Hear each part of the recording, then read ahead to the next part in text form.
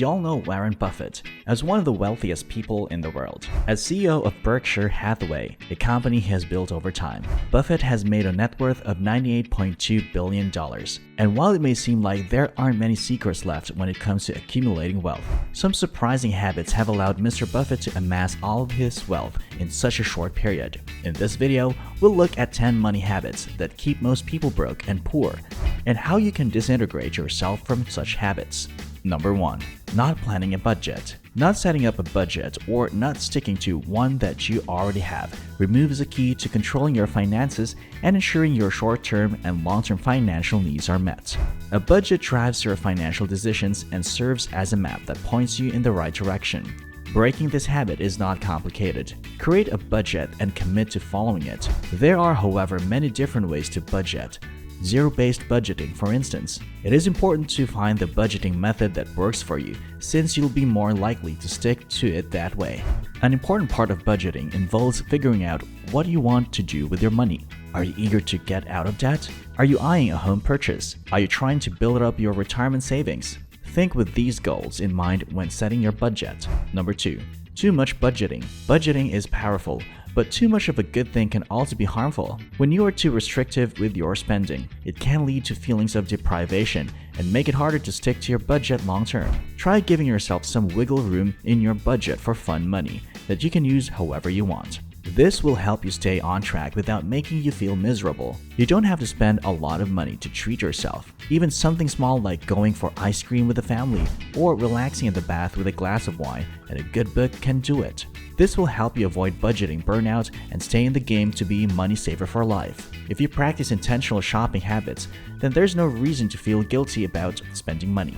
Number 3.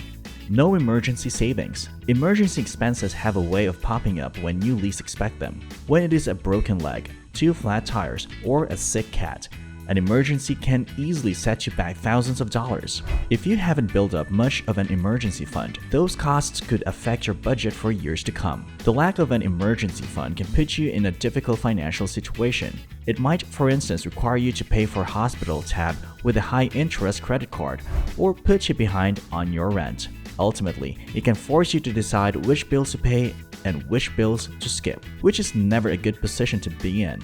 But don't beat yourself up if you lack an emergency fund. It is estimated that 25% of Americans don't have a single penny in emergency savings.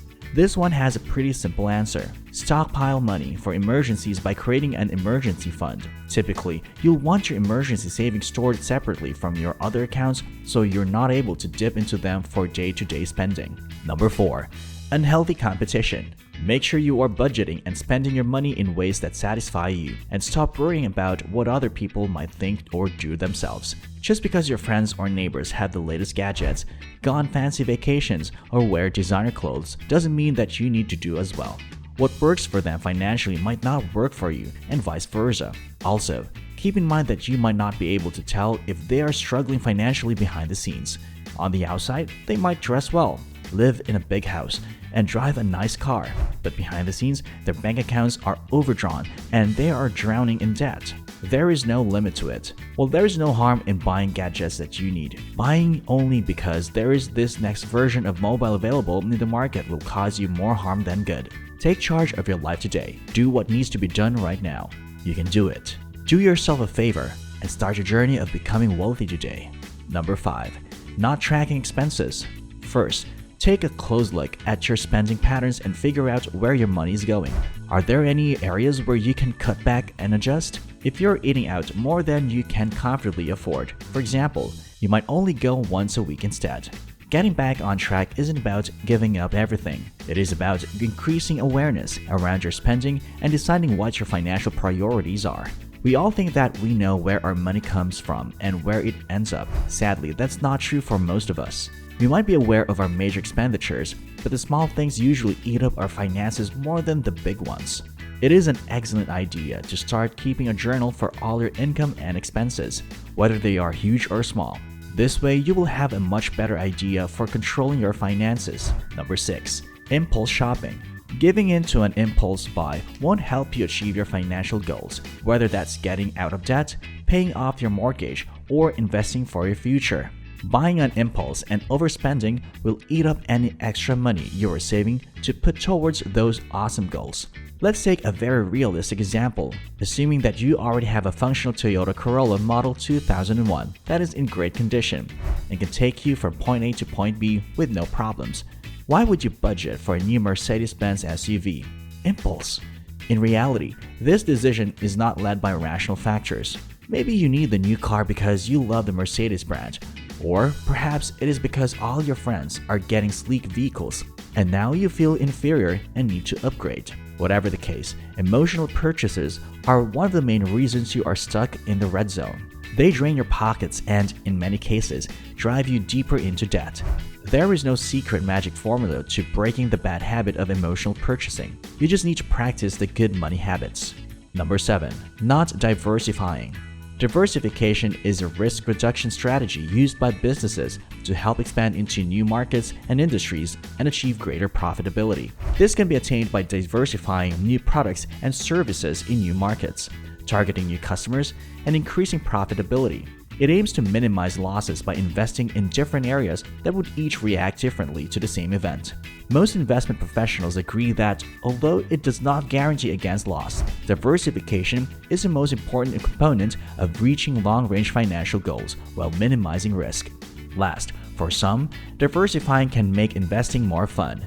Instead of holding all of your investment within a very small group, diversifying means researching new industries, comparing companies against each other, and emotionally buying into different industries. Number 8. No financial plan. Finally, don't forget about your long-term financial goals. The only way to ensure a financially secure future is through proper financial planning.